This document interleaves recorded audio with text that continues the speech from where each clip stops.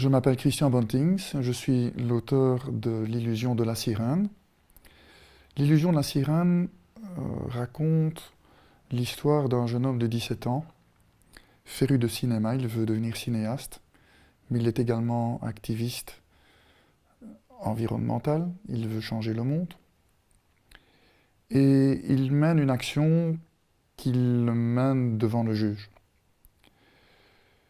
Il a 17 ans. Sa mère ne peut supporter la honte qui risque de s'abattre sur la famille. Elle décide de changer de ville et ils se retrouvent donc tous les deux à la côte. Alex doit mener des travaux d'intérêt généraux. C'est sa condamnation. Il répond à une petite annonce, promener un chien. Il va rencontrer le maître du chien, un personnage étrange, un ancien professionnel du cinéma. C'est le paradis pour Alex. Cet homme possède une collection incroyable de vidéos, de CD et même de films 35 mm. Stanich, le propriétaire du chien, s'absente souvent le week-end. Alex, qui tient le chien, en profite pour visionner des vidéos et découvre des quantités invraisemblables de vidéos en VHS qui sont tournées toujours autour du même personnage, une jeune femme.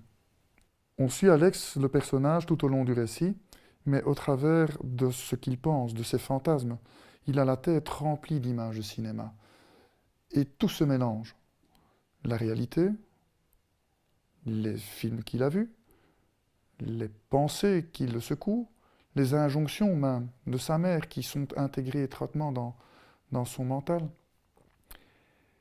Il va essayer de se libérer de tout ça. En fait, l'illusion de la sirène raconte un récit d'un jeune homme en proie à l'illusion des images. Dans une époque où les images tournées n'ont plus nécessairement une crédibilité. Tout est possible. Le sens disparaît. Tout devient flou. Il rencontrera cette jeune femme, perdue dans un univers où on tourne des images, on les balance sur le net, sans qu'elles n'ont nécessairement quelque chose à raconter. Et si pour Alex, le seul refuge, c'était l'animal? Parce que c'est ça la question qui se pose dans le récit, c'est quelle est l'identité de l'être humain?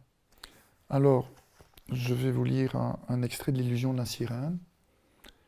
Est-ce que les animaux pensent?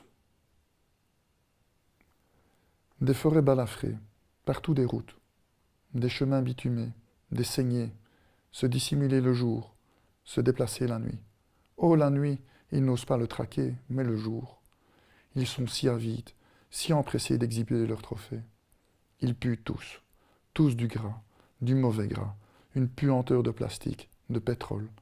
Ils empestent sous leur parfum artificiel, des odeurs lourdes, de fausses fleurs, de faux bois. Le vent pue, leur monde pue, même la pluie pue, de la pisse de chat. S'il le pouvait, il en boufferait bien un pour calmer sa faim. Il se planque où les chats pour que ça pue autant?